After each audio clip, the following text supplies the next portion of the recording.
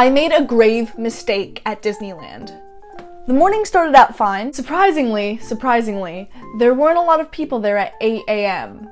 And so I was able to go on some rides with not many lines. But then it started to pick up pretty quickly. The line for the Pirates of the Caribbean ride was absolutely crazy, which makes sense because that ride was awesome. And then I proceeded to wait 2 hours for Space Mountain, alone. I'm the only one that really wants to go on this, so I'm going alone for my first time. Oh goodness. 75-minute wait time. Here we go. Because no one else in my group wanted to go, but I wanted to go, so I went. I got the famous pineapple Dole Whip and then went shopping in the little shops and basically just explored the rest of the park. Or so I thought. But we'll get back to that later. And then I saw them, those familiar mice. They were surrounded by employees, cast members, and they were probably being arrested for some sort of crime because the cast members were getting a little antsy and escorting them out of the park. Little did I know that we were about to become surrounded by people.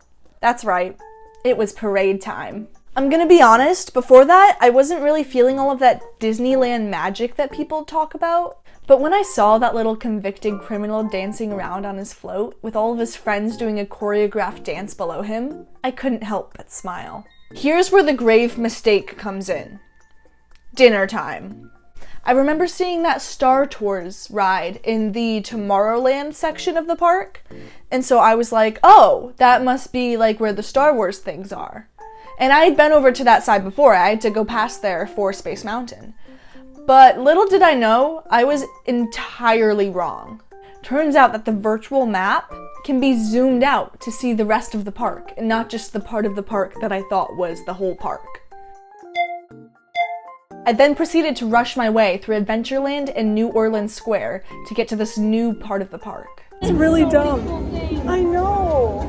At least we still have time to walk around. An hour. Okay. We got this. We can an hour. The atmosphere, the vibe of the place was like we were on a different planet. There were giant rock formations in different places. The fact that it was dark outside sort of added to that too, because then space.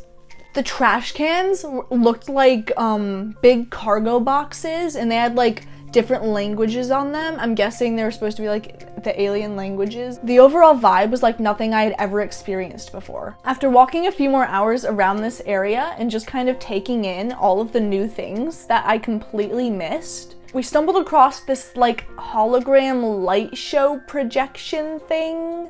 That's the best way I can describe it. They were using fountains to spray water and then projecting video onto that water. Yeah, at Disneyland, you don't seek out those special events and attractions. They find you. They seek you out.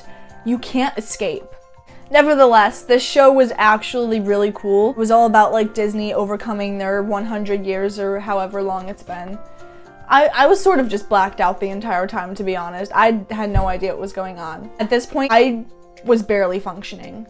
And that was my 15 hours at Disneyland. Did I love it? Yes. Would I do it again?